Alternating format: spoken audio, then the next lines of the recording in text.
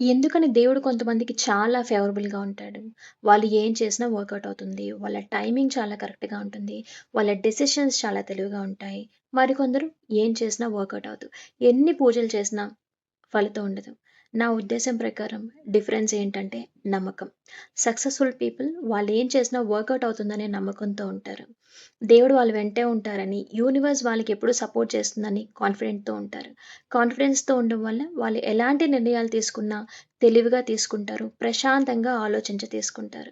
చేసే పనిలో ఏమైనా ప్రాబ్లమ్స్ వచ్చినా మళ్ళీ మళ్ళీ ప్రయత్నించి ఎలా అయినా అవుతుంది అనే నమ్మకంతో ఉంటారు.